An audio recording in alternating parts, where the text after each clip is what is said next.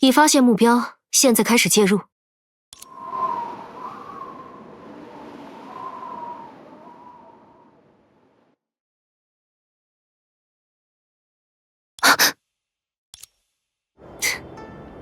果然和我想的分毫不差。怎么会？发生了什么？我们刚刚明明还在擂台那里。你们好啊，系统外来的客人们，时数战争玩得还开心吗？让我翻翻刚才的日志，真可怜。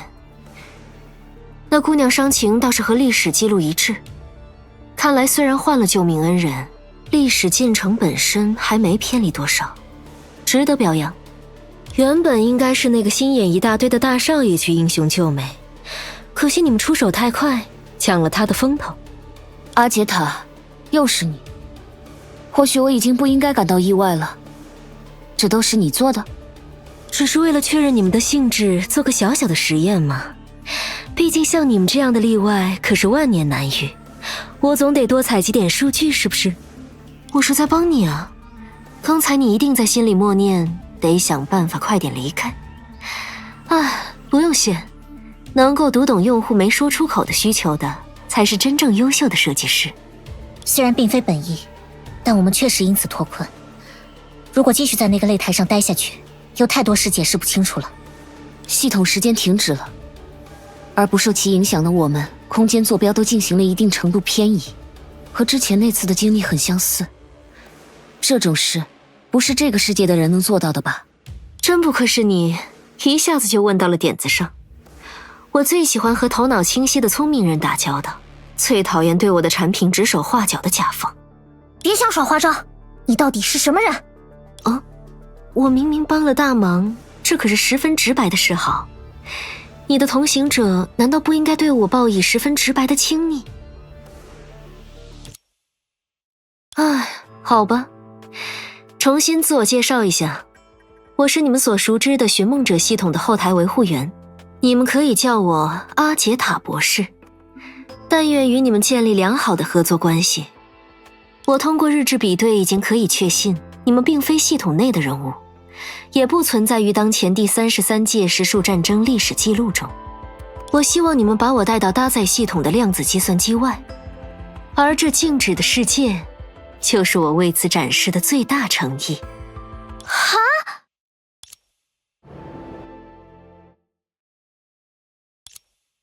呀，我没有听错吧？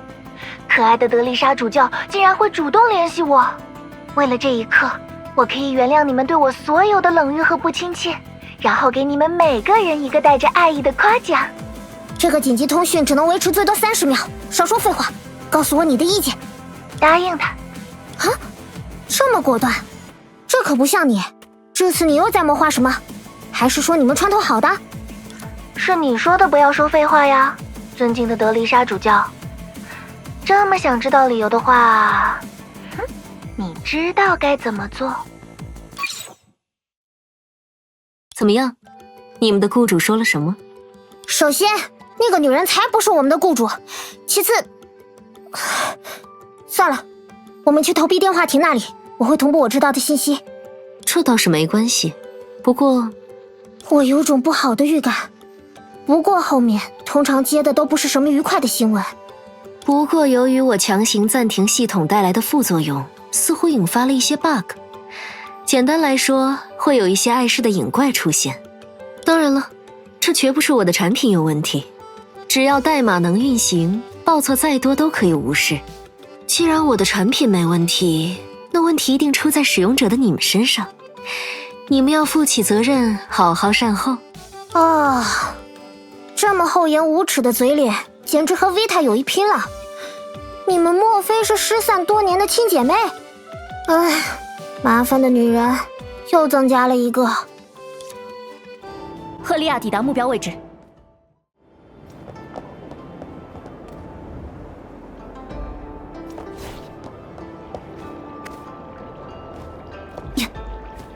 出现了，你们准备好了吗？当然。惊喜来了！别让我加班，快投降！看来是我小看你们了。3、2。奇怪，赫利亚为什么这么沉默？克拉丽似乎也不太对劲，发生什么了？哦，火力突击！收工！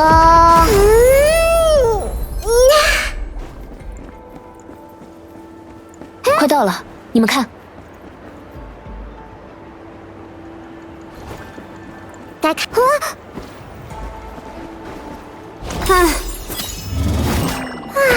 休息时间，禁止打扰。在那个女人的电话打来之前，我先简明扼要讲一下现状。按照那个女人的说法，在她的第2个账号被封禁之后，火星的神明进一步收紧了她的权限，导致她现在只能借助更具象化的载体才能和我们建立通讯。目前我们与修伯利安11号的联系方式有2种，一种是普罗米修斯留给我们防维塔用的临时紧急通讯，可以主动呼出，但时间太长或次数太多都容易被盯上。另一种就是这种街边的电话亭，维塔在这些电话亭里植入了后门，他会观测我们的行动，并在我们需要的时候打给离寻梦者最近的。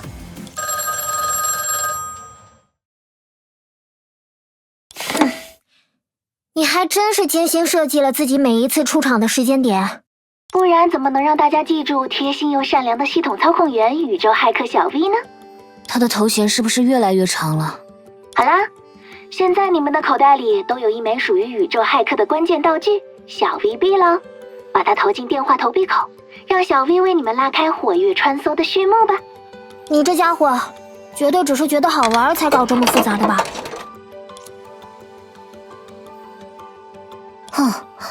我在小说和电影里看过不少类似的设计，有趣。对了，给客人的小 V 币我一起放在寻梦者口袋里啦，记得交给他再开启火跃穿梭哦。你们的雇主还真是有趣，这个小东西也很有趣。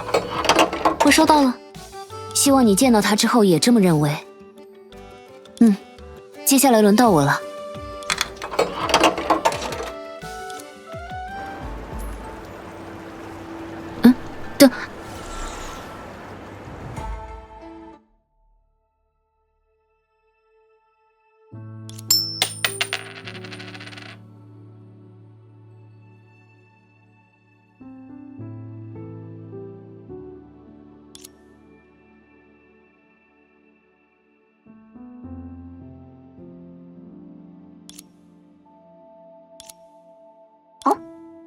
喂喂，小 V 还有2个小朋友呢，听得到吗？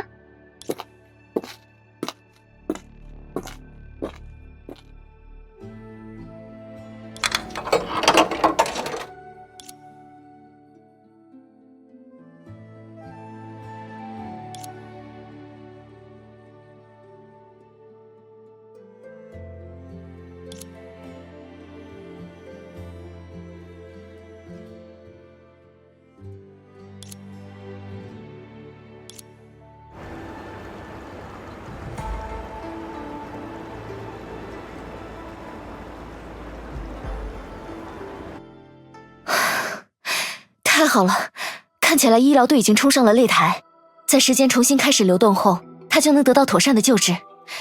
特意赶回来擂台确认情况是值得的，我们回德丽莎主教那里去吧。克拉丽，你在发什么呆？时间还真的能停止啊？那就要拜那位系统的后台维护员所赐。阿杰塔之前在廊丘不是也给我们添过麻烦？如果他真有这么大的权限，好像就说得通了。是啊，系统，我们不是这个世界的居民，所以我们还能行动。这种超自然的事情发生的情况下，才让人有这里不是我们的世界的实感。怎么了？说这种话可不像你。我只是想到爱因斯坦的理论，要想在我们的时空实现这样的事，那我们至少应该实现光速甚至超光速飞行。我们现在就像是游戏开挂一样轻松脱困，查看截图，最后2个人在街上轻轻松松的行走。相比想象中震撼人心的星际飞行，有点让人觉得微妙。听克拉丽和往常一样说这种无关紧要的话，好像我的心情也跟着平静下来了。平静？的确，刚才的赫利亚可是相当激动，在我的记忆里，这应该还是头一回。手还痛吗？你注意到了？怎么说呢？看见利托斯特对放下武器的普通人下杀手这样的场面。哦，正义的 A 级女武神赫利亚怎么能对这种事情坐视不理？当然要打倒面前一切敌人，守护爱与和平。克拉丽，不过这次可是有2位 S 级女武神坐镇，要我说这种时候就应该安心坐在观众席上看前辈们英勇无双。不管怎么想，赫利亚也不可能比尤兰戴尔更强吧。唉，赫利亚就是赫利亚，努力的 A 级女武神赫利亚，不比 A 级更多，也不比 A 级更少。够了！怎么了，赫利亚？你在生气吗？有时候我真不知道该怎么接你的话。你是在开不好笑的玩笑吗？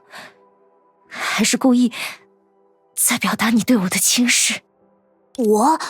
我当然是玩笑，过去我们不也总是……如果我开了让你不喜欢的玩笑，希望你第一次就告诉我，我会认真道歉。但赫利亚不也一直在为自己是 A 级而骄傲吗？我说够了，所以你根本不在乎是吗？少一直把 A 级挂在嘴上，你知道什么？难道是我愿意只是个 A 级？难道是我愿意对眼前发生的暴行无能为力？难道是我只想做赫利亚？可你就是赫利亚啊，努力、勤奋又固执的赫利亚，就像我只能是克拉丽一样，赫利亚也一辈子都不可能变成其他人啊！一辈子也不可能。当然了，每个人都只能做自己，想变成别人，那就是一辈子也不可能。你是独一无二的赫利亚，是哪怕崩坏能适应性只有 D， 也能成就 A 级的赫利亚，不是吗？在非常年轻的时候就做到了最好，这很了不起。你根本就不懂。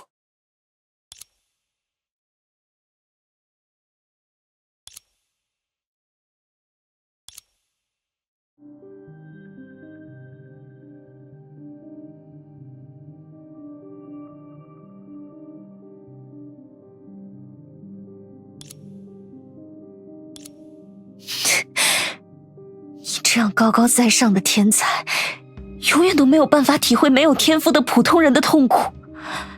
你的安慰，在我听来，恰恰是最大的嘲讽。